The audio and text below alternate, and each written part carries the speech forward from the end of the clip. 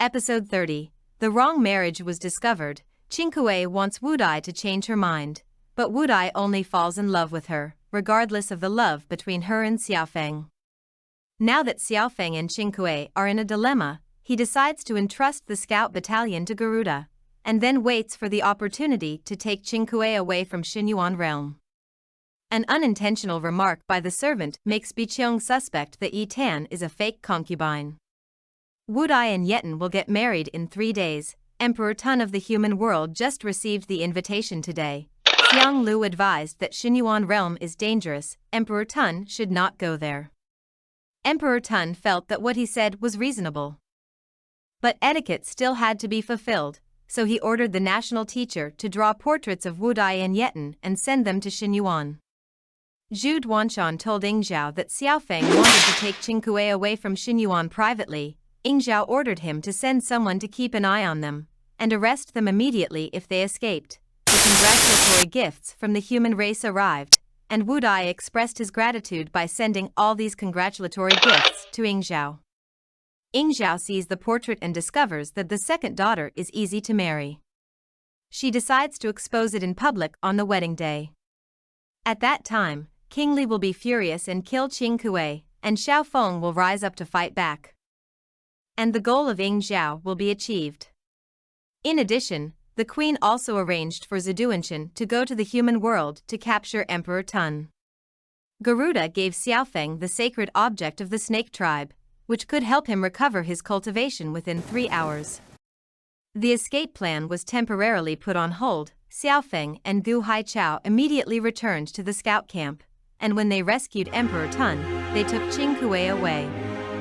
Fairy Biqiong turned into a grape in order to find out Yetan's secret, and happened to hear Yetan talking to Qingkue using Wanxia Tingyin. Yi Tan was very worried when she learned that Wudai was appointed as the crown prince, so she went to the Leiting division to discuss with Xiaodian Yuqin. Slowly preparing to take Wanxia Tingyin to repair it for Di Lanjua, but found that Wanxia Tingyin was missing, and the water stains on the ground kept her eyes outside the Tianpa courtyard. Slowly and suddenly felt that something big was about to happen. Xiaodian Yuqin handed her Shenpa to Yi Tan, and asked her to give Shenpa to Erlang God, and Erlang God took Shenpa to Xinyuan realm to pick up Xiaofeng and Qingkue. Slowly telling Di Lanjue about the theft of Wanxia Tingyin, Di Lanjue found Biqiong by smelling the smell. And she was about to enter the Jiuxiao Lingdian. The two stopped her and asked her to return Wanxia to listen to the sound.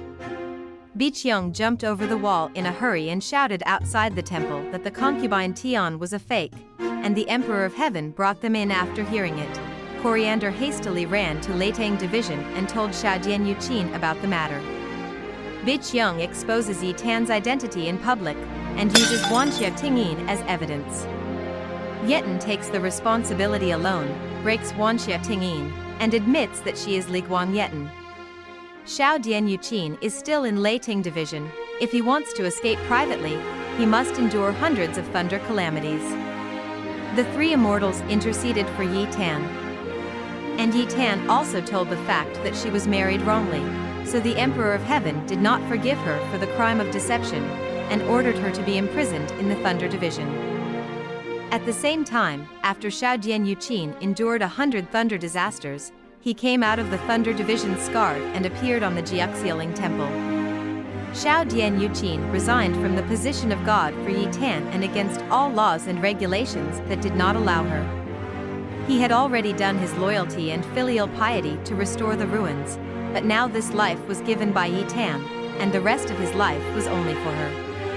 The Emperor of Heaven was so angry that he slapped Xiaodian Yuqin hard, angrily shouted at everyone not to stop him from leaving, and said that he had no more son Xiaodian Yuqin.